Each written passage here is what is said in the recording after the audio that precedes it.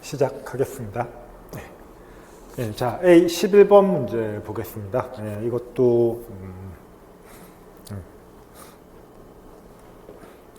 이제 개념을 잘 파악하고 있으면 쉬운 문제인데요. 네, 근데 그냥 좀 기계적으로 기억하고 있으면 어려울 수 있는 문제입니다. 네, 일단 한번 형태를 볼게요. 누적 분포 함수에 대해서 물어보고 있는데, 근데 확률 변수 자체를 누적 분포 함수로 정의를 했어요. 그렇죠? x의 누적 분포 함수가 fx인데, 확률 변수를 fx로 정의를 했습니다. 그렇죠? 자, 그러면 이런 상황이면 어떻게 표현이 되는지 한번 보겠습니다. 흔히 이제 우리가 확률 밀도 함수라고 한다면은, 그러니까 x의 확률 밀도 함수, 뭐 예를 들어서 fx가 이렇게 생겼다라고 해볼게요. 그러면 누적 분포 함수는 뭡니까?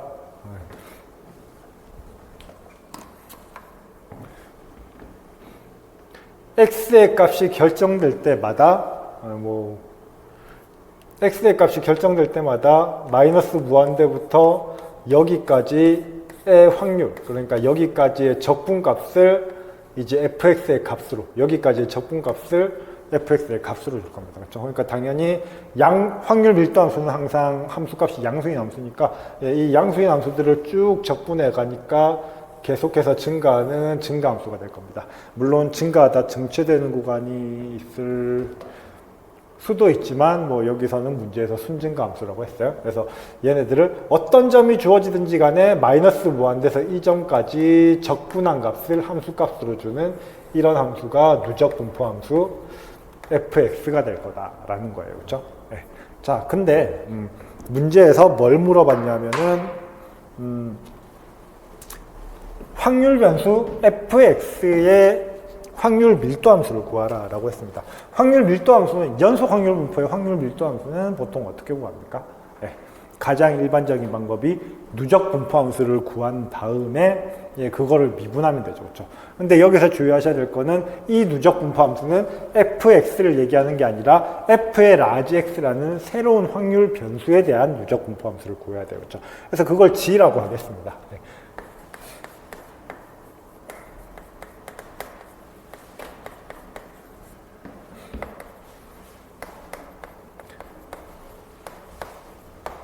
흔히 쓰듯이 확률 밀도 함수를 스몰 g라고 하고 xx 헷갈리니까 t라고 할까요?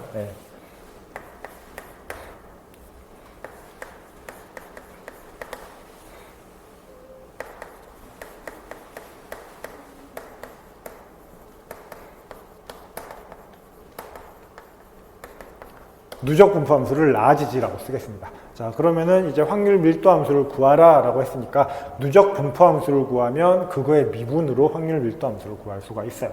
그러면 누적 분포 함수는 뭡니까? 네, 그렇게 구하는 이유는 뭐냐면 확률 밀도 함수보다 누적 분포 함수가 구하기 쉽기 때문이에요. 그렇죠? 왜? 누적 분포 함수는 방금 설명했던 것처럼 확률로 얘기가 되는 거기 때문에 어떤 점이 주어지면 그 확률 변수가 그 점까지 취할 때에 확률로 계산이 되기 때문에 계산이 가능한 경우가 많다라는 거예요. 그렇죠? 그래서 여기서 같은 누적 분포 함수를 GT라고 한다면 얘는 이런 확률로 계산이 될 겁니다. 어떤 확률? 마이너스 무한대에서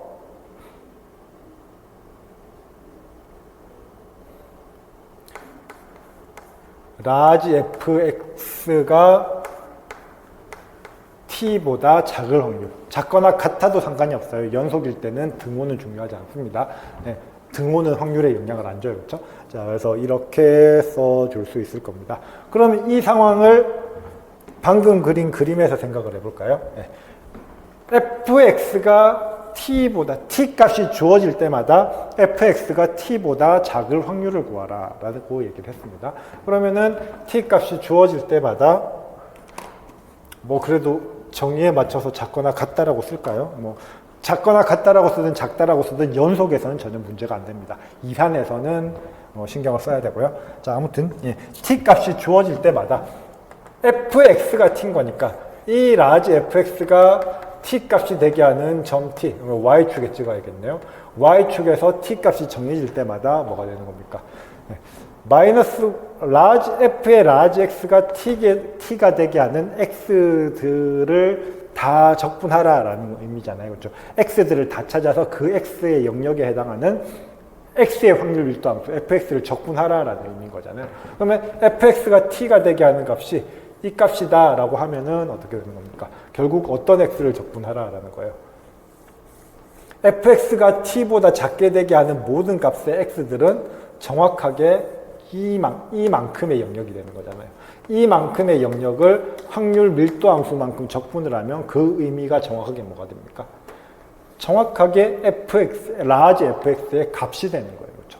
자, 그러니까 이 경우는 뭐냐면은 이렇게 되는 확률이라는 거는 결국 지금 제가 빨간색으로 빗금 친 부분에 해당하는 적분을 의미하는 거고, 이 적분은 결국 fx가 이가 뭐 엄밀하게 쓴다면은 f 인버스의 t 값이겠죠. 그렇죠? f 인버스의 t 값보다 작거나 같은 모든 x들을 다 적분한 거니까 그 결과는 누적 분포함수의 정확하게 이 점에서의 값인 t가 될 수밖에 없다라는 거예요. 자, 그래서 결론적으로 얘는 정확하게 그냥 t라는 값이 나온다라고 얘기를 할 수가 있습니다. 그러면 t는 누적 분포함수의 값이니까 뭐 굳이 범위를 따진다면 0에서 1 사이의 값이 되어야 되겠죠. 네, 이렇게 주어지게 될 거고요. 그럼 g는 구했으니까 확률 밀도함수는 간단하게 구할 수 있죠. 예, gt는 t를 적분한 거니까, 미분한 거니까 그냥 1이라는 결과가 나오게 됩니다. 그래서 0에서 1까지 1의 값을 가지는 확률 밀도함수가 될 거다라는 거예요. 확률 밀도함수 구했으면 뭐 끝났죠. 네. 이렇게 주어졌으니까 문제에서 요구하는 게 ln fx가 마이너스 2에서 1 사이에 있을 확률을 구하라 라고 했고요. 얘는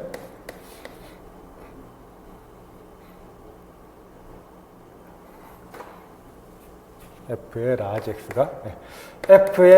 x가 2의 마이너스 2승보다는 크고 2보다는 작을 확률을 구하라 라는 얘기가 되는 겁니다. 근데 얘는 또 뭐예요? 지금 누적 분포함수 하고 있으니까 1에서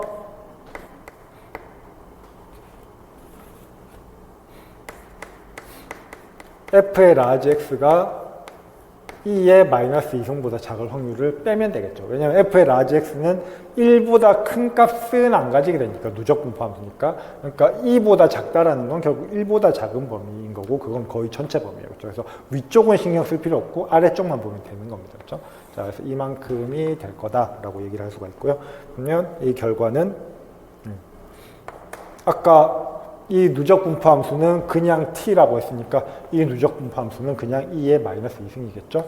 1 마이너스 2의 제곱분의 1이 되어가지고 2의 제곱분의 2의 제곱 마이너스 1승이다. 이렇게 하면 우리가 원하는 확률이 정확하게 표현이 됩니다.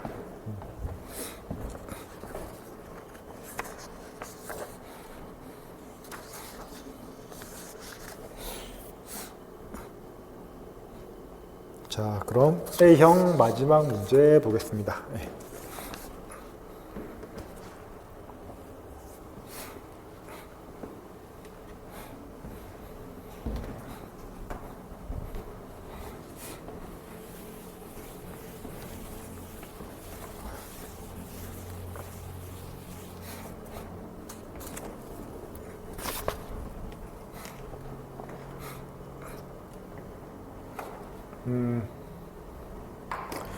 뭐 일단 바로 쓸까요? 네.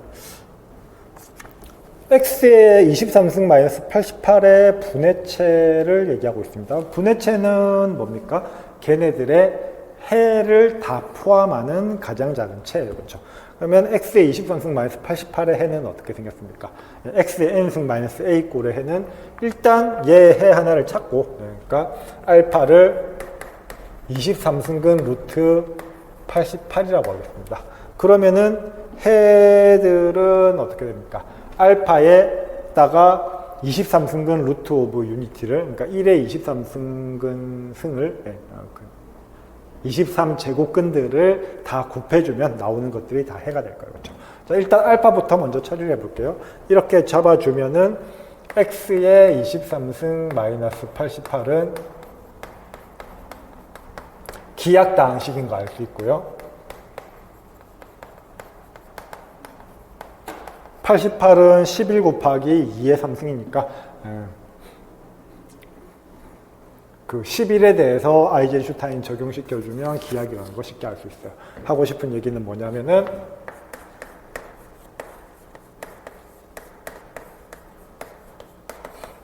이게 23이 된다라는 얘기를 해줄 수가 있습니다. 마찬가지로 모든 해들은 이제 알파의 오메가의 n승꼴, r승꼴로 표현이 될 테니까 오메가를 2의 지금 23승근 루트 오브 유니티니까 23승분의 2파이 i라고 한다면 얘는 이제 23승하면 1이 되는 녀석이에요. 그렇죠? 그러면은 알파의 오메가의 i승을 하면은 얘는 23승하면은 오메가의 i승은 무조건 1의 거듭제곱이 되니까 그냥 1이 될 거고 알파의 23승만 남아가지고 88이 되니까 얘네들은 다 이제 해가 될 거다라는 거예요. 그렇죠? 그러니까 결론적으로 얘기를 하면은 원래 분해체는 해들을 다 모아놓은 거니까 Q의 알파 오메가 해서 알파 오메가의 22승까지 얘네들을 다 포함하는 확대체가 될 건데 얘네들은 결국 뭐에 의해서만 만들어집니까? 알파랑 오메가만 있으면 다 만들어질 거다라는 거예요. 그리고 당연한 얘기지만 알파 오메가에서 알파를 나누면 오메가가 나오니까 서로 포함 관계가 있는 거죠. 그렇죠? 자, 그래서 분해체는 그냥 알파랑 오메가 두 개에 의해서 결정이 된다라고 생각을 할 수가 있는 거예요. 근데 Q 알파랑 Q의 차수는 23이 나오더라라는 거고요. 그러면 거기다가 오메가만 생각을 하면 되니까 오메가에 대해서는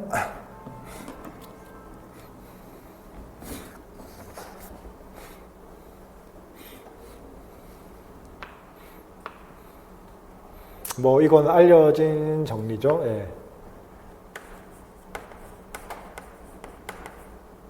오메가가 23승근 루트 오브 유니티니까 Q의 오메가랑 Q의 차수는 파이의 23이 되어서 22가 된다라는 걸 알 수 있습니다. 23은 소수니까요. 그렇죠? 자, 그래서 22가 될 거고 그러면 결론적으로 문제에서 첫 번째로 요구하고 있는 거 K 알파의 차수 K와 Q의 차수 이거는 K가 Q의 알파, 오메가니까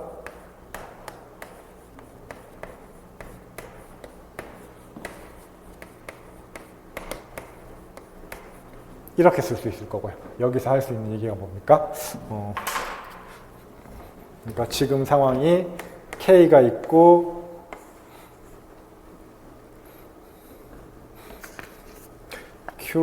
K가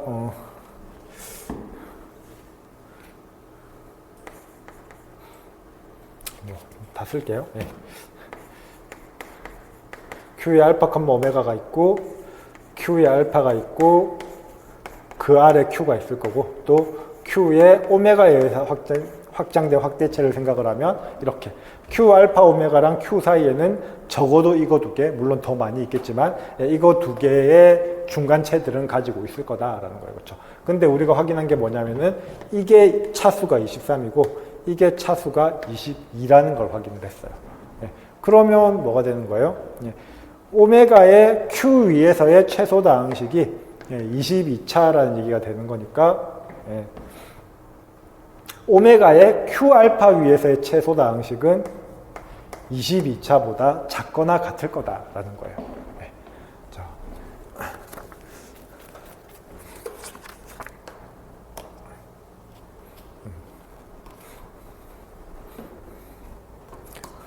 그 다음에 여기도 마찬가지고 Q 오메가 위에서 그러니까 Q 오메가 위에서 알파의 최소 다항식은 23차보다 작거나 같을 거다라는 거예요. 그렇죠? 자, 근데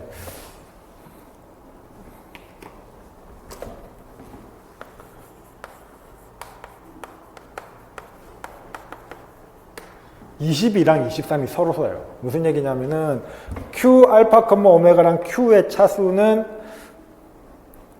이거 차수 곱하기 이거 차수로도 쓸 수 있고 이거 차수 곱하기 이거 차수로도 쓸 수가 있어요. 그러면은 이거의 차수는 23과 22는 반드시 인수로 가지고 있어야 된다라는 겁니다. 그렇죠?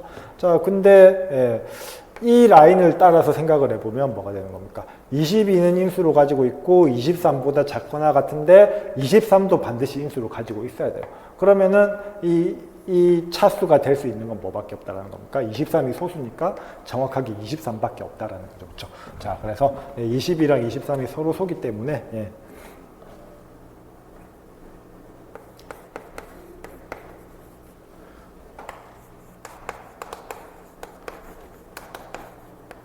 22 곱하기 23 자체가 정확하게 차수가 될 거고, 그러니까 얘가 정확하게 23이 돼야 되고, 그래서 전체 차수는 23 곱하기 22가 돼야 된다라는 거예요. 그렇죠?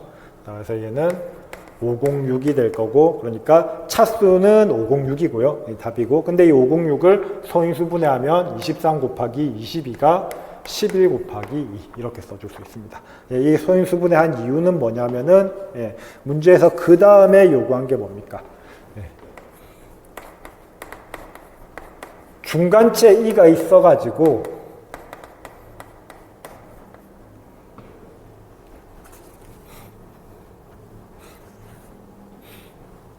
얘가 1010을 나누게 하는 그런 중간체 2를 구하라 라고 했어요. 그러면서 K2의 차수가 이 Q의 차수보다는 더 크게 세팅이 되는 중간체를 구하라 라고 했습니다. 그러면 중간체가 정확히 몇 개냐를 얘기하기 전에 순수하게 이 차수부터 먼저 한번 생각을 해볼게요. 중간체가 있으면 어떻게 되죠? 여기에 다시 그리겠습니다. K가 있고 E가 있고 Q가 있으면은 여기서 여기의 차수를 A라고 하고 여기서의 차수를 B라고 하면은 A 곱하기 B가 정확하게 23 곱하기 11 곱하기 2가 되어야 된다라는 거예요. 그렇죠? 자, 그러면은 나올 수 있는 형태는 뭐가 있습니까? A가 이거 전체고 B가 1이든지 아니면은 A가 셋 중 2개고 B가 나머지 하나든지 A가 하나고 B가 2개든지 그 다음에 A가 1이고 B가 전체인 경우는 뭐 똑같은 얘기니까 뭐 크게 신경 안 써도 되고요. 그래서 항상 이렇게 생기는 경우밖에 없을 거다라는 거예요. 그렇죠? 그러니까 다시 얘기해서 얘가 나올 수 있는 케이스는 무조건 K2의 차수가 더 크다라고 했으니까 큰 것 빼기 작은 걸로 하면은 전체 506 곱하기 1이 되는 경우. 그렇죠? 자, 그 다음에 두 개 하나인 경우. 23 곱하기 11 마이너스 2인 경우 또 두 개 하나 23 곱하기 2 마이너스 11인 경우 그 다음 두 개 하나 23 곱하기 아니지 11 곱하기 2는 20이니까 순서를 바꿔야겠네요. 23 마이너스 11 곱하기 2인 경우 두 개 하나인 거 다 했죠. 그렇죠? 그러면 세 개일 때는 이제 나머지 경우는 얘가 더 커지는 경우니까 문제에서 요구하는 거 아니고요. 그래서 이 506의 인수가 차수가 소인수가 3개밖에 없기 때문에 결국 나올 수 있는 경우의 수는 이 경우밖에 없다라는 거예요. 그래서 차수 가질 수 있는 차수는 이 경우밖에 없다라는 거예요. 자, 그래서 이거는 각각 따지고 보면 506-1은 505가 될 거고, 그 다음에 23 곱하기 11-2는 252가 될 거고, 그 다음에 46-11은 35가 될 거고, 23-22는 1이 될 거다라는 거예요. 그렇죠? 근데 문제에서 요구하는 게 뭡니까? 얘가 1010을 나눠야 돼요. 그렇죠?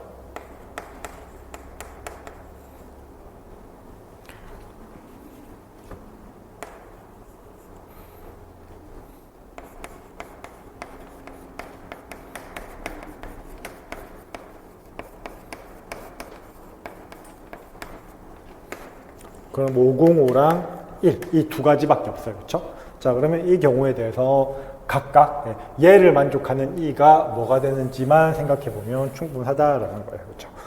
그러면 뭐 505일 때는 고민할 필요가 없어요. 505일 때는 뭐예요? 505를 1번 케이스라고 하고 1을 2번 케이스라고 하면은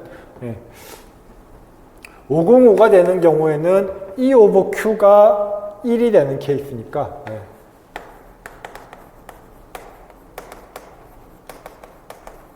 E는 정확하게 Q가 되는 거죠. 그렇죠? 자, 그래서 이거를 만족하는 E는 하나밖에 없어요. 그렇죠? 그다음 두 번째로 이제 2번의 케이스에서는 E 오버 Q가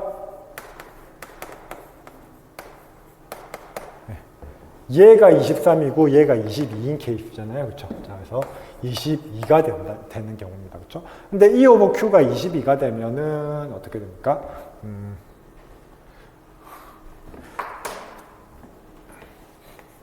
K, E, Q가 되고 여기가 20이고 여기가 23이 되는 겁니다. 그럼 갈루아 이론에 의하면 뭐가 되죠?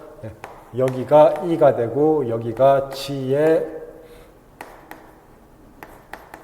K 오버 E가 되고 여기가 G의 K 오버 Q가 돼가지고 부분군 K 오버 Q의 부분군으로서 K 오버 E는 뭐가 되는 겁니까? 위수가 23인 갈루아군이 된다라는 거예요. 그래서 전체 위수 23 곱하기 22인 갈루아군의 부분군으로서 23이 되는 부분군이 된다라는 거예요. 그러니까 이런 중간체 E가 존재하면 이런 갈루아군도 무조건 존재해야 되겠죠. 근데 중간에 있는 위소의 개수는 군으로 보는 게 더 따지기 좋기 때문에 위수의 개수 따지는 거 주로 실로 정리죠. 그렇죠? 그래서 실로 정리로 이 위수의 개수를 따지고 보면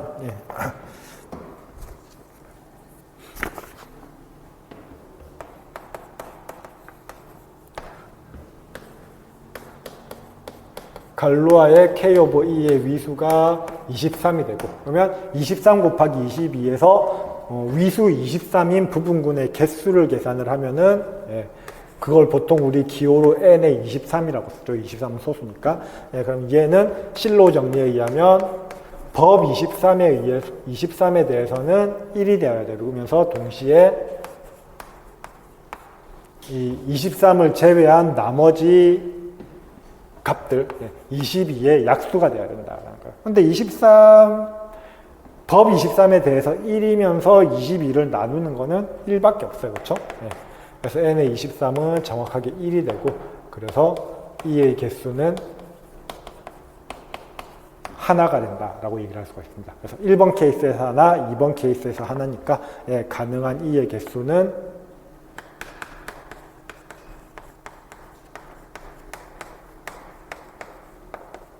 두 개다라고 얘기를 해줄 수 있습니다.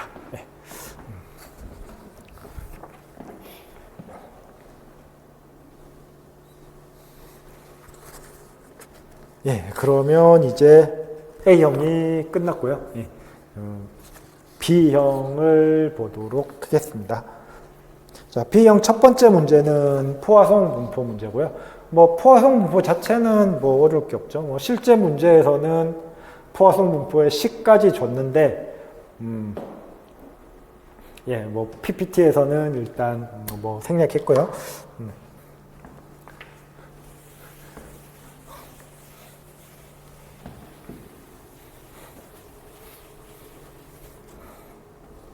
문제 푸는데 필요는 없지만 참고적으로 써주면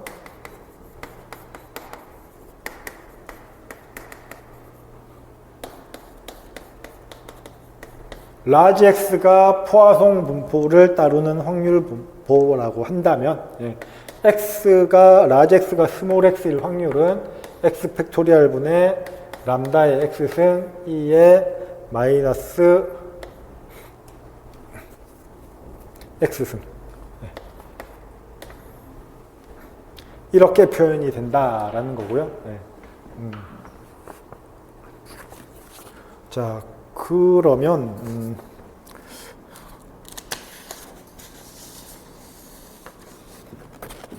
2의 마이너스 람다승이요? 죄송합니다.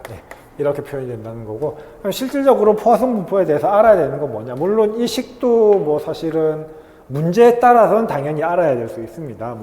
요구할 수 있을 만한 식이고요. 굳이 이제 힌트로 안 주더라도 알아야 될 식이긴 하고요. 근데 포화성 분포에서 가장 많이 물어보는 것 중 하나는 그래서 이 포화성 분포의 평균과 분산이 이렇게 형성된 포화송 분포는 평균과 분산이 언제나 람다가 된다라는 거예요. 그래서 여기서는 포화송 분포가 람다가 5인 포화송 분포를 줬으니까 여기서 알 수 있는 거는 평균과 분산이 5인 분포구나 라는 게 가장 중요한 성질입니다. 자, 그 다음 또 하나 신경 써야 될 게 이 용어고요.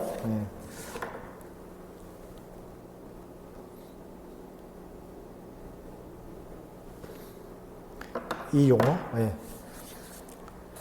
확률 표본입니다. 그러니까 확률 표본이라는 거는 그냥 똑같은 분포를 서로 독립적으로 이제 n개 뽑은 거죠. 그렇죠? 그래서 x1부터 xn이 다 똑같이 람다가 5인 포화송 분포를 따르고 서로 독립이라는 보장까지 되어 있는 겁니다. 아무튼 이렇게 주어졌을 때 주어진 조건이 뭐였습니까?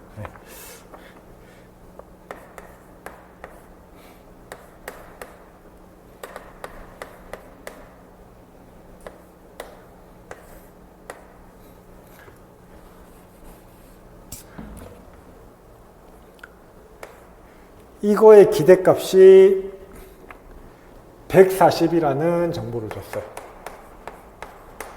자, 근데 얘 많이 보던 형태죠, 그렇죠? xi-x바의 제곱들을 다 모아 놓은 거, 다 더한 거. 썸이 빠졌네요.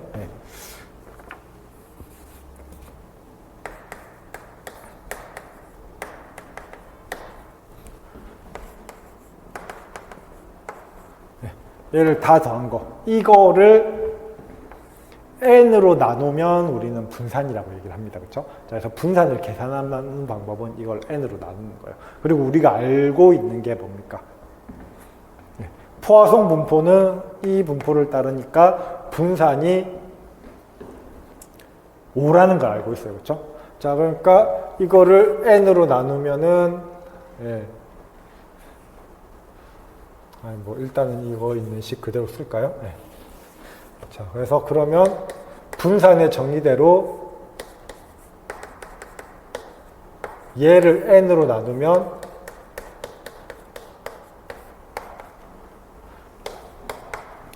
(5가) 되느냐? 라는 게 문제인 거잖아요. 그렇죠?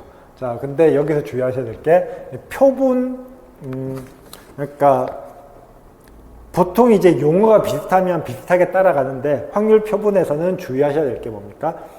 분산이랑 표본 분산은 다른 개념이에요. 그렇죠? 개념이 약간 다릅니다. 자, 그래서 무슨 얘기냐면 확률 표본이라는 거는 모집단의, 그러니까 실제 x의 분포가 어떻게 되는지를 알기 위해서 n개를 뽑은 거잖아요. 그렇죠? 그러면 표본 평균이라는 거는 여기서 정의한 x바 같은 경우는 n분의 x1 더하기 x2 더하기 점점점 해서 xn이라고 정의를 하는데, 이렇게 정의를 하면은 그냥 개념적으로 봤을 때는 그냥 x1부터 xn을 평균 낸 거 이렇게 생각을 하시면 됩니다. 그렇죠? 정확하게 맞고, 근데 그거보다 더 중요한 의미는 뭐냐면은 이렇게 표본 평균을 정의를 하면은 이 x바의 기대값이 정확하게 x의 기대값과 같아진다라는 거예요. 그러니까 무슨 얘기냐면 표본을 n개 뽑아가지고 평균을 구하면은 그렇게 나오는 평균은 실제 평균으로 기대할 수 있다라는 거예요. 그러니까 당연히 한 번 구했을 때 정확하게 실제 평균이랑 똑같이 나오진 않겠지만 그거의 기대값은 실제 평균이랑 똑같다라는 얘기를 해줄 수가 있다는 거예요. 근데 이런 방식으로 계산을 해봤더니 분산은 그게 안 되더라라는 거예요. 그래서 x1부터 xn까지의 분산을 구하라라고 하면은 이 식이 정확하게 맞는 식입니다. 맞는 식인데 이거의 기대값을 구했더니 모집단의 분산이 안 나오더라라는 거예요. 그래서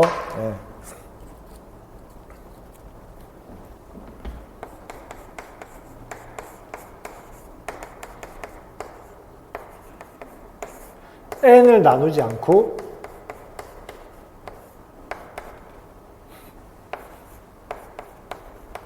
n-1을 나눈 다음에 기대값을 구하면, 뭐 이건 계산의 영역입니다.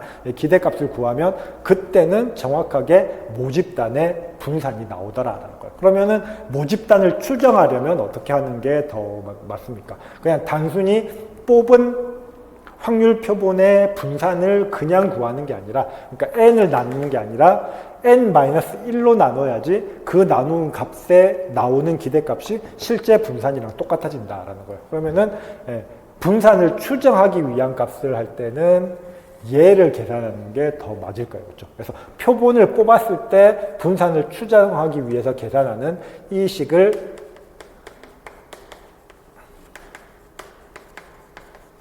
표본 분산이라고 부릅니다. 그래서 확률 표본에서 표본 분산은 표본들의 분산이랑은 다른 개념이다라는 거예요. 그냥 아예 다른 식으로 정의되어 있는 어떤 값이다라는 겁니다.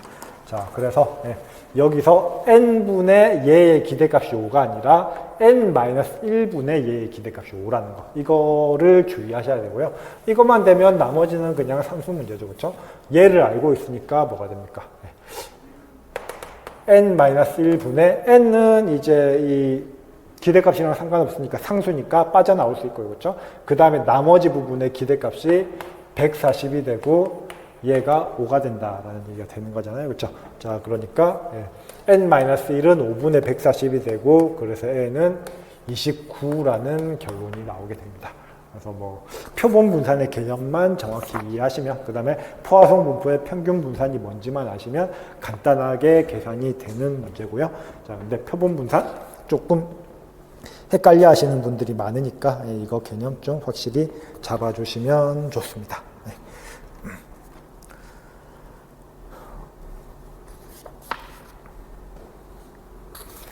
그 다음 6번 문제 보도록 할게요.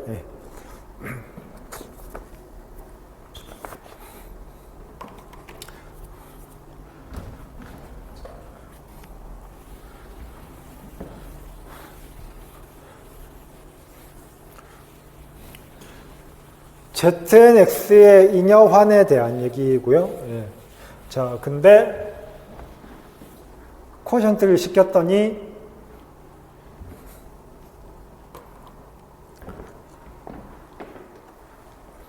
정력이 된다라고 얘기를 했어요.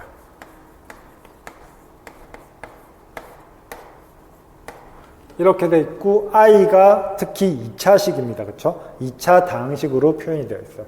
그러면은 ZNX를 2차 다항식으로 쪼개면 어떻게 됩니까? 뭐 기본적으로 사실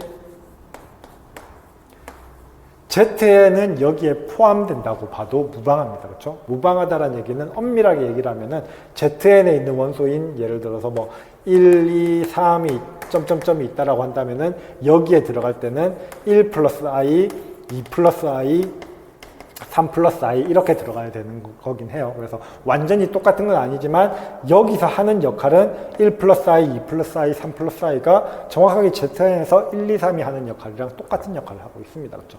하고 싶은 얘기가 뭐냐면은 ZXi가 그냥 2차식일 때, 2차 다항식일 때 ZNX 쿼션트 i의 표수는 zn의 표수랑 똑같아요. 왜냐하면은 1바가 여기에 포함이 되어 있기 때문에. 그리고 1바의 위 표수 원소 하나의 표수라고 하기는 좀 애매하고 어쨌든 1바를 몇 번 더해서 0이 되는 값은 정확하게 이거 두 개에서 똑같은 값을 가질 테니까 그렇게 된다라는 겁니다. 즉 하고 싶은 얘기는 뭐냐면 문제 조건에서 홀수인 표수를 갖는다라고 했는데 홀수인 표수를 갖는다는 얘기는 Zn에서 n이 홀수다라는 얘기랑 똑같다라는 거예요. 또 두 번째 여기서 px가 2차식으로 주어져 있습니다. 그렇죠? px가 2차식으로 주어져 있으니까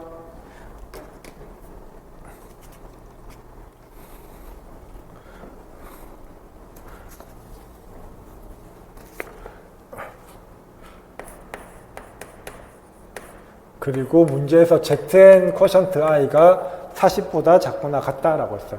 근데 Zn 쿼션트 i 자체가 뭐가 됩니까?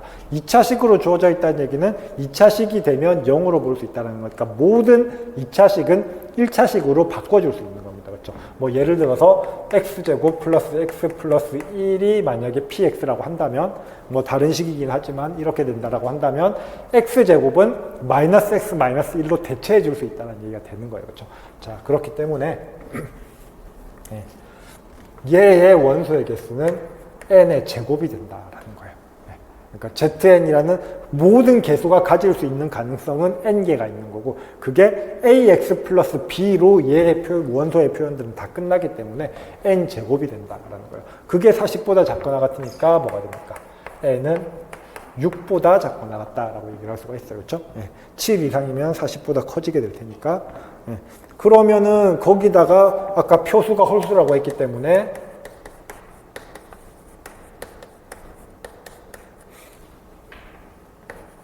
가질 수 있는 n은 3, 5밖에 없죠. 그렇죠? 그러면 n이 3, 5밖에 안 되니까 zn은 그냥 체가 됩니다. 그렇죠?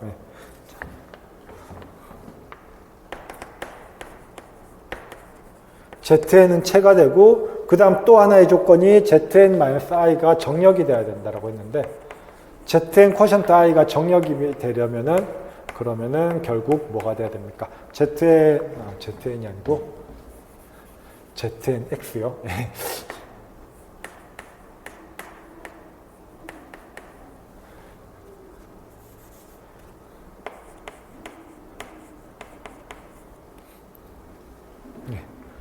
i가 그러니까 지금 주 아이디얼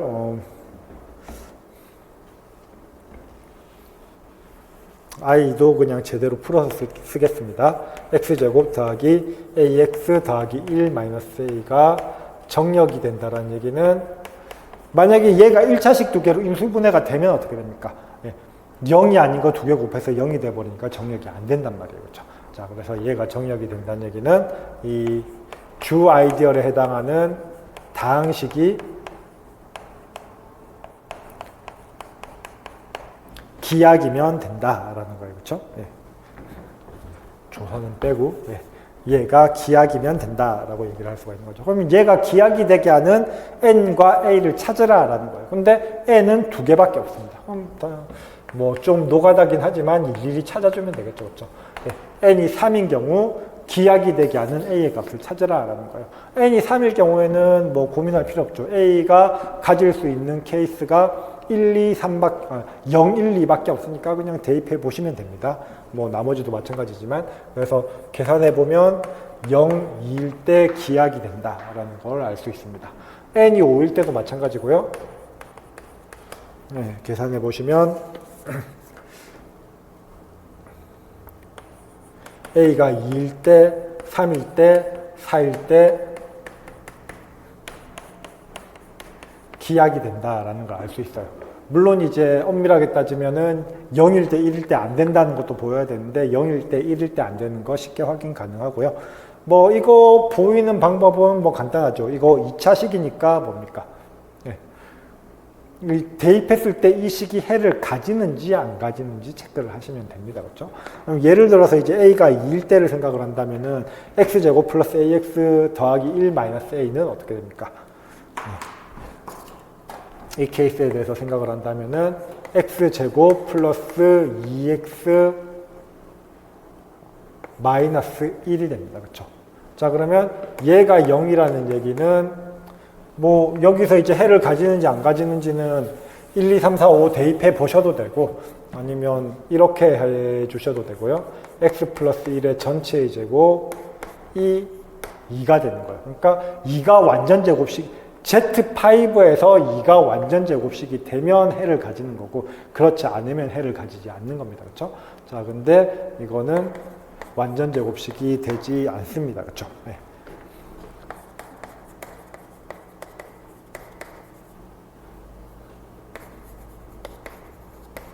완전 제곱이 되는 경우는 0의 제곱 0, 1의 제곱 1, 2의 제곱 4. 그러니까 마이너스 1이죠. 그렇죠? 네, 그 다음에 3의 제곱도 9니까 4. 그래서 이 세 가지 경우밖에 없습니다. 그렇죠? 그래서 이건 2이기 때문에 안 되는 거고 3, 4일 때도 같은 방식으로 하시면 되죠. x제곱 플러스 3은 Z5에서는 마이너스 2라고 생각을 할 수가 있고요. 그렇죠? 네. 그래서 이게 될 거고 그러면은 얘는 x-1의 전체의 제곱이 플러스 1 마이너스 1이니까 3이 될 거고 또 3도 완전 제곱이 안 되니까 이때도 해가 없습니다. 그렇죠? 그래서 같은 방법으로 이런 식으로 따져주시면 되는 거예요. 그래서 계산해 보시면 문제에서는 순서쌍을 모두 쓰라고 했으니까 3,0이랑 3,2랑 5,2랑 5,3이랑 5,4 네, 이렇게 5가지 케이스가 있다라고 얘기를 해주시면 되겠죠. 네.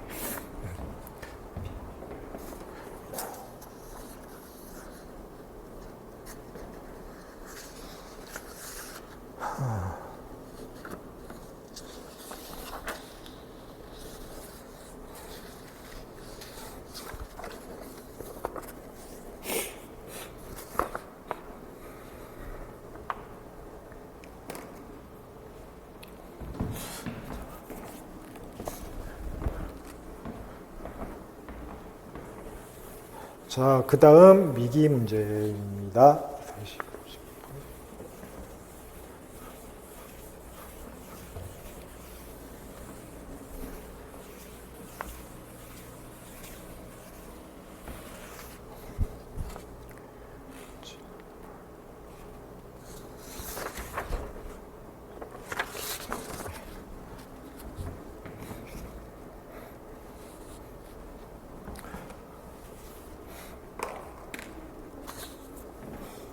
그냥 국면 적고요. 그 다음 가우스 곡률 구하고 전곡률 구하시오 라고 물어봤습니다.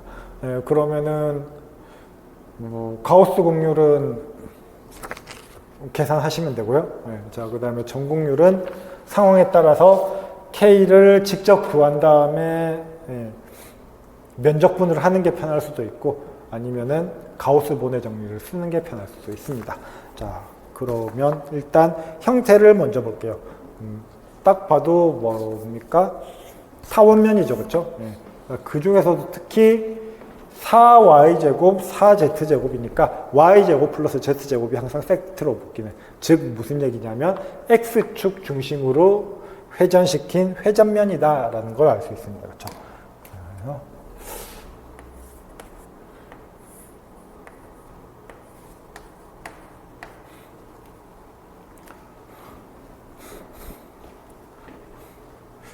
z가 0일 때 x제곱 플러스 4y제곱은 4를 그러니까 x는 2까지 가게 될 거고 y는 1까지 가게 될 거고 이런 타원을 회전시킨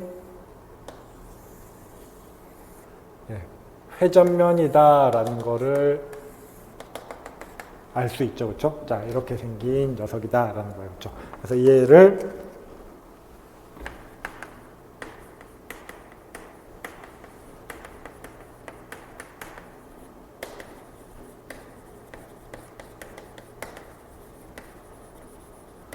X축 중심으로 회전시킨 회전면이다라는 걸 알 수 있어요. 그렇죠? 자, 그러면 얘에 대해서 주어진 점에서의 가우스 곡률을 구하라. 하면 두 가지 방법이 있죠. 회전면이니까 매개변수 표현을 구할 수 있습니다. 그렇죠? 매개변수 표현을 구한 다음에 그 필요한 제1, 2 기본 계수를 구해서 공식에 맞게 가우스 곡률을 구할 수 있고요. 아니면은 회전면이니까 주곡률은 무조건 뭐예요? 위도선과 경도선의 곡률이 주곡률이 됩니다. 그렇죠? 그래서 위도선, 경도선의 곡률을 이용해서 구할 수 있습니다. 자, 그럼 어차피 뒤에 문제도 그 방법을 가지고 할 거니까 위도선, 경도선을 활용해서 구하는 방법으로 해보겠습니다. 자, 그러면 회전면의 특징은 뭡니까? 회전시킨 면이니까 회전축을 중심으로 위도선을 생각을 해보면 이 위도선에 있는 어떤 점을 보더라도 뭐가 되는 거예요? 얘는 원이고 u는 똑같은 방향으로 이렇게 뻗어 있으니까 그 가우스 곡률은 이 점에서의 가우스 곡률이든 이 점에서의 가우스 곡률이든 이 점에서의 가우스 곡률이든 어떤 점에서의 가우스 곡률이든 다 똑같은 가우스 곡률을 가질 거다라는 겁니다. 그렇죠? 그 다음에 뭐 측지 곡률도 마찬가지고요. 자, 그래서 그런 얘기를 해줄 수 있기 때문에 문제에서는 P를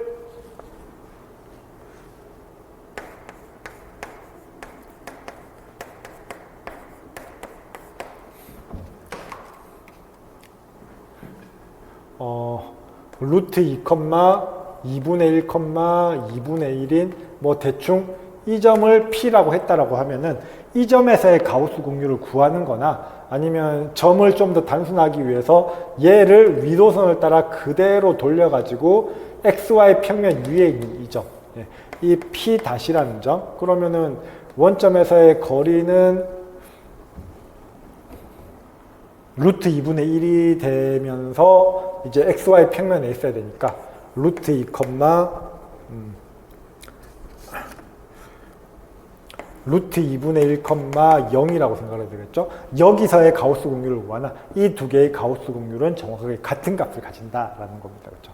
회전면이기 때문에 그 얘기를 할 수가 있어요. 왜냐하면 좌표 하나라도 없는 게 계산하기 편하니까 뭐 이렇게 해도 상관이 없지만 P-에서 생각을 해보겠습니다. 그래서 P점에서의 K랑 P-에서의 그냥 이렇게 쓸게요. P-를 루트 2, 루트 2분의 1, 0이라 하면 P에서의 가우스 공률과 P-에서의 가우스 공률은 같습니다. 그렇죠? 회전면이니까 같은 위도선 상에서는 다 똑같은 가우스 공률을 가진다는 거예요. 자, 그래서 이렇게 되니까 저희는 P-에서의 가우스 공률을 구하도록 하겠습니다. 그럼 P-에서의 가우스 공률을 구하면 그냥 경도선, 위도선의 법공률을 각각 구하면 됩니다. 그렇죠? 자, 그러면 P-를 지나는 경도선은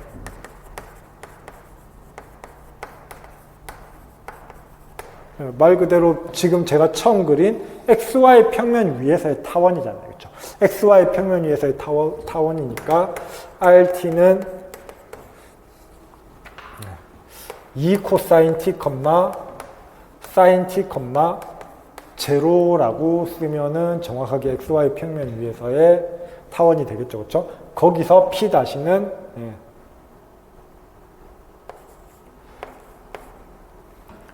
X좌표가 루트 2가 돼야 되는 거니까 4분의 파이면 되겠네요. R의 4분의 파이가 정확하게 P-가 되는 거예요. 그래서 이 타원의 4분의 파이에서의 공률을 구하면 그게 뭐가 됩니까? 법공률의 절대값이 되는 거죠. 하나의 주공률의 절대값이 되는 겁니다. 경도선은 언제나 측지선이니까, 그렇죠? 자, 그래서 경도선은 언제나 법단면이니까요. 자, 그래서 얘에 대한 공률을 구해보면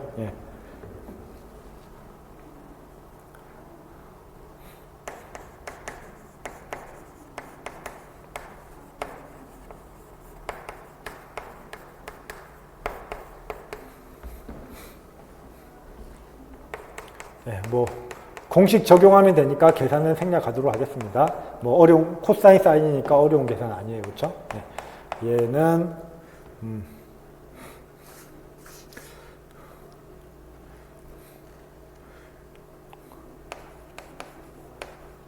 5루트 5분의 4루트 2가 나오게 되고요. 4루트 2 맞나? 맞네요. 5루트 5분의 4루트 2가 나오게 됩니다. 자, 그 다음에 그러면 부호는 조정해야 되지만 기본적으로 경도선에서의 공률 구했으니까 이게 경도선에서의 법공률의 절대값이 되는 거예요. 그렇죠? 그럼 이게 경도선에서의 법공률의 절대값이 되니까 똑같이 위도선에서도 생각을 해볼게요. 그러면 P'을 지나는 위도선은 말 그대로 X가 루트 2일 때니까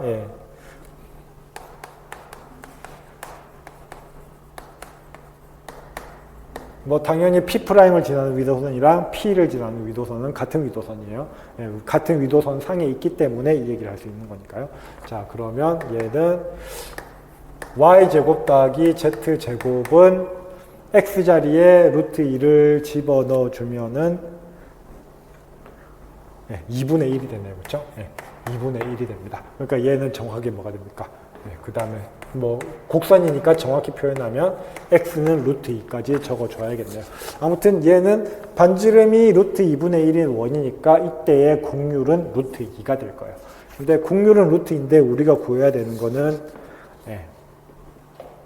법공률이니까 경도선일 때는 법단면이니까 그냥 법곡률의 절대값은 경도선의 곡률이다. 보장이 됩니다. 근데 위도선은 그게 안 되니까 정의대로 법곡률의 정의가 뭡니까? 카파에는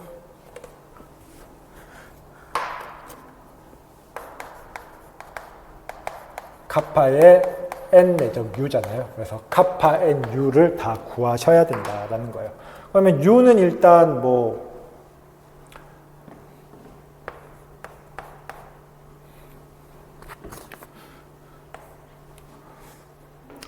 단위법선 벡터니까 기본적으로 앞에서 얘기했던 저 주어진 회전면을 매개변수 표현으로 구한다면 XU 외적 XV를 가지고 구할 수 있고요.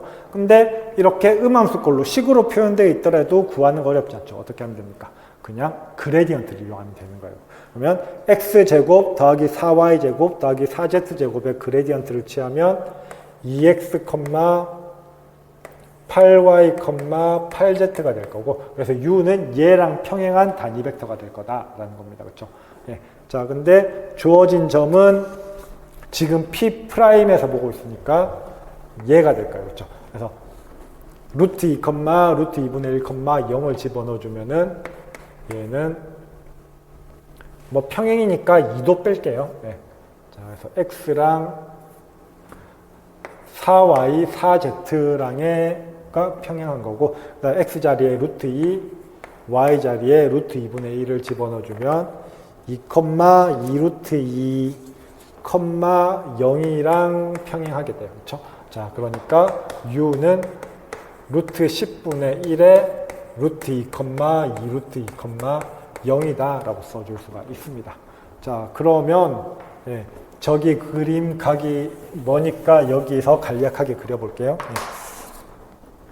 자, 이 타원면에서 위도선이 지금 이렇게 주어져 있습니다. 그렇죠? 이렇게 위도선이 주어져 있고, 그 다음에 이 y랑 접하는 점, 이 점, xz축이랑 xy 평면이랑 접하는 점, 이 점에서의 u는 이렇게 바깥 방향으로 정의를 했어요. u가 바깥 방향으로 이렇게 정의가 되어 있습니다. 자, 그러면 n은 어떻게 됩니까? 그냥 이 x축의 수직인 원에 해당하는 n이니까 그냥 원의 중심 방향이 n 방향이 돼요. 그렇죠? 원의 중심 방향은 어떻게 됩니까? 그냥 여기가 x축이고 여기가 y축이니까 y축의 반대 방향이 n 방향이 되는 거예요. 그렇죠? 그래서 n은 자연스럽게 0, 마이너스 1, 0이 됩니다. 카파는 원이니까 아까 반지름 분의 1이었어요. 그렇죠? 그래서 카파에는 반지름 분의 1, 반지름이 2분의 1이었으니까 루트 2분의 1이었으니까 카파는 루트 2가 될 거고, 그 다음에 n은 0, 마이너스 1, 0이 될 거고, u는 여기서 주어진 것처럼 루트 10분의 1에 루트 2, 2 루트 2, 0이 된다라는 거예요.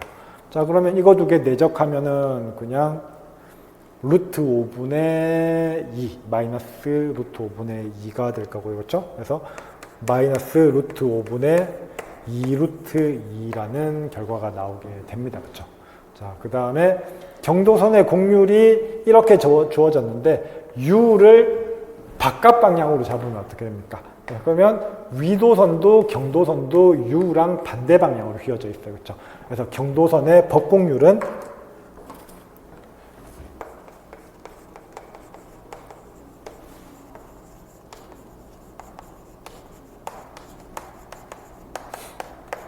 마이너스 5 루트 5분의 4 루트 2가 됩니다. 법곡률은 u의 방향에 따라서 부호가 바뀔 수 있습니다. 그렇죠? 그런데 경도선이 음수면 위도선도 음수가 돼야 되고, 경도선이 양수면 위도선도 양수가 돼야 돼요. 그러니까 쉽게 얘기해서 타원면이니까 그냥 가우스 곡률은 양수다, 이렇게 생각하셔도 상관이 없습니다. 자, 아무튼 경도선, 위도선의 법곡률을 각각 구했으니까 여기 다시 지우고,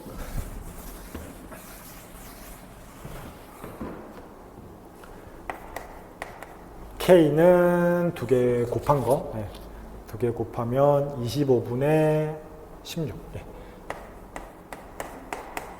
이렇게 된다라는 걸 알 수 있는 거죠. 자, 그래서 가우스 곡률 이 방법으로 구하시면 되고요. 자, 그 다음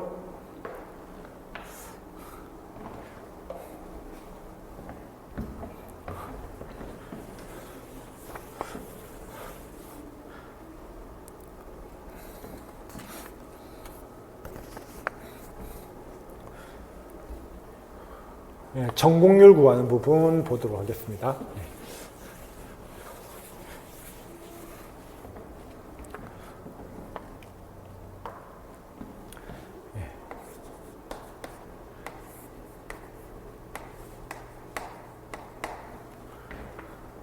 다시 이렇게 타원이 있고요. 이렇게 타원이 있는데 YZ 평면에서 보면 어떻게 되어 있습니까? 이 영역이 Z가 0에서 루트 3Y까지라고 주어져 있어요. 그러니까 X의 범위는 그냥 딱 숫자로 주어져 있으니까 0에서 적당하게 4분의 5분의 4루트 5까지 이렇게 적당한 점까지 가게 되어 있고요. 근데 YZ의 범위를 봤더니 Z가 루트 3Y까지. 그러니까 Z는 루트 3Y라는 곡선에서 이 영역에 있는 부분이 지금 우리가 원하는 부분이다라는 거예요. 그럼 이 타원에서 X도 Y도 Z도 다 양수면서 YZ가 이 범위 안에 있어야 되니까 결국 이 타원 위에서는 이 8분, 그러니까 8분면 위에서 Z의 각이 기울기가 루트 3이니까 뭐예요? 3분의 파이까지 올라간 이 범위. 이 범위에서의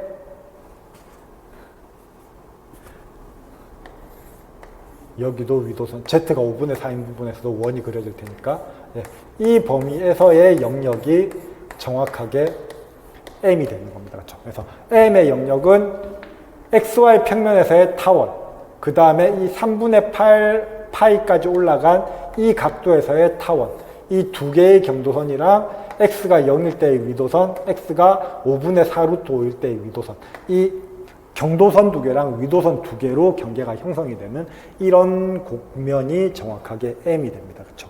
자, 그래서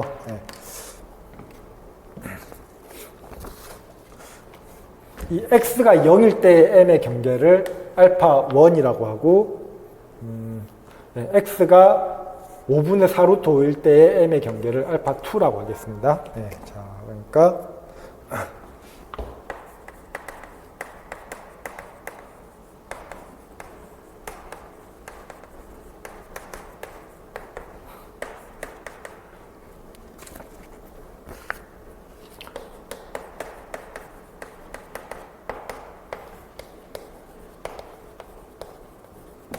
자, 그러면 어떻게 됩니까?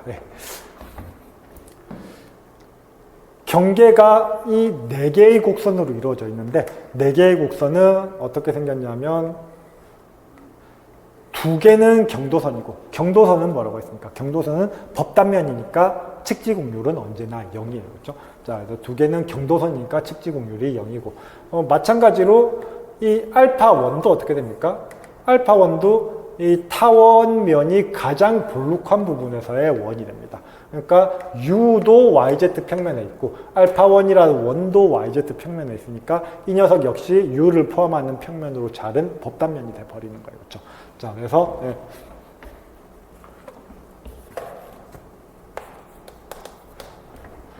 알파1은 법단면이므로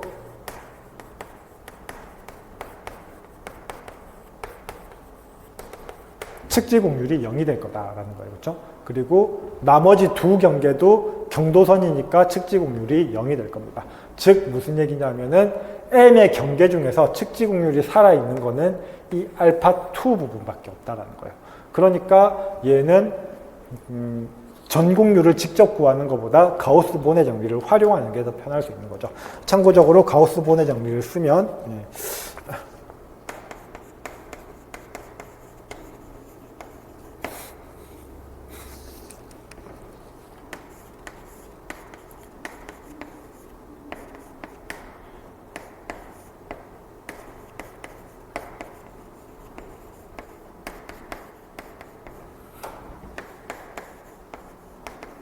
이렇게 주어져 있거든요. 그렇죠? 자, 근데 여기서 뭐가 되냐면 지금 아까 얘기한 것처럼 얘는 m의 경계라고 했는데 알파2만 남고 나머지는 다 측지공률이 0이라서 신경 쓸 필요가 없게 됩니다. 자, 그 다음에 외곽 합은 어떻게 됩니까? 참고적으로 이 2파이는 원래 2파이의 오일러 푸앙카레 지표가 곱해지는 공식이 있는데 여기서는 다각형이기 때문에 오일러 푸앙카레 지표가 1이 되어서 그냥 2파이로 썼습니다. 아무튼 외곽 합은 어떻게 됩니까? 경도선과 위도선이 만나서 외곽이 형성이 됩니다. 경도선과 위도선은 항상 수직이죠. 그렇죠? 그러니까 수직인 4점의 꼭지점을 가지고 있기 때문에 외곽합은 2파이가 된다라는 거예요. 그래서 결론은 뭐냐면은 전공률을 구하는 데 있어서 알파2에서의 측지공률만 구하면 충분하더라라는 거예요. 그래서 알파2의 측지공률을 구해 보겠습니다. 그 알파2에서의 측지공률은 똑같은 원리로 구하면 되죠. 알파2는 x가 5분의 4 루트 5가 될 테니까 그때 y제곱 플러스 z제곱은 5분의 1이 되는, 그러니까 카파가 루트 5가 되는 그런 점이 될 겁니다. 그래서 측지공률 카파지는 카파의 b 내적 u가 되고요. 아까 법공률은 카파의 n 내적 u였습니다. 여기서는 b 내적 u가 되고요. 자, 그러면 다시 여기서 그리면 이 타원 면 중에서 알파2는 이 앞쪽에 해당하는 여기서 만들어진 곡선이 알파2였어요. 그렇죠? 그럼 이 알파2는 x축의 수직인 평면에 포함이 되는 원이니까 b 방향은 뭐가 됩니까? 뭐 t가 접선 방향이 될 거고 n이 원의 중심 방향이 될 테니까 b 방향은 정확하게 x축 방향이 되겠죠. 그렇죠? 뭐 엄밀하게 얘기를 하면은 u가 바깥 방향이 될 테니까 알파 1이 이쪽 방향이 되고 알파 2가 이쪽 방향이 되어가지고 x축의 반대 방향이 되겠네요. 그러니까 t가 이 방향이고 n이 중심 방향이어서 b는 x축의 반대 방향이 되겠네요. 그래서 얘는 카파가 루트 5가 될 거고 b가 0, 아니죠. 마이너스 1,0,0이 되고 그 다음에 u는 아까 계산했던 거 이제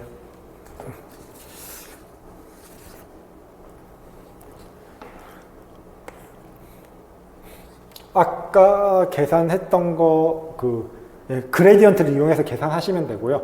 뭐 여기서는 이제 점이 바뀌었으니까 값이 바뀔 텐데 뭐 그냥 결론만 쓰겠습니다. 이렇게 잡아줄 수 있을 겁니다. 그러니까 u는 사실 점마다 다 달라지게 됩니다. 회전면이니까 이렇게 돌고 있으니까 상수는 아니에요. 그렇죠? 상수는 아닌데 처음에 얘기했던 대로 모든 면에서의 측지공률 다 똑같을 거니까 계산하기 쉬운 한 점을 찾아주면 돼요. 그래서 그 한 점에서의 u를 구하면 이렇게 구해줄 수 있고요. 그러면 이 결과는 어쨌든 마이너스 루트 2분의 5가 된다라는 걸 알 수가 있어요. 자, 그러면 카파지가 이제 지금 우리가 계산해야 될 건 썸의 m의 k의 dm인데 얘는 마이너스 알파 2의 카파지의 ds가 되고요. 근데 카파지는 뭐가 됩니까? 마이너스 2분의 5니까 알파 2의 마이너스 플러스가 돼서 루트 2분의 5의 ds다라고 생각을 할 수가 있습니다. 그러면 선적분을 하는데 상수함수를 선적분을 해요. 상수함수의 선적분은 뭡니까? 그냥 그 상수함수에다가 곡선의 길이를 곱하면 되는 거죠. 그렇죠? 그래서 2분의 루트 5에다가 곡선의 길이가 어떻게 됩니까? 곡선의 길이가 반지름이 루트 5분의 1이고 각도가 0도에서 3분의 파이까지 움직였으니까 루트 5분의 1 곱하기 3분의 파이가 될 거예요. 그렇죠? 자, 그래서 적분 결과는 이렇게 나오게 된다라는 겁니다. 그래서 3루트 2분의 파이가 최종적으로 우리가 계산하는 결과다. 전공률의 값이다 라고 얘기를 할 수가 있습니다. 자, 그래서 이제 가우스 본의 정리를 적용할 때 특히 회전면에서는 경도선, 위도선이 많이 나와서 경도선은 그냥 측지공률이 0이다 라고 생각을 하면 되고 위도선의 측지공률을 구하는 요령을 요령만 알아두시면 이렇게 가우스 본의 정리 적용하는 거 그렇게 복잡하진 않을 겁니다. 좀 설명을 하느라 길어졌는데 계산만 한다라고 하면은 그렇게 오래 걸리는 계산은 아니에요. 네. 자, 아무튼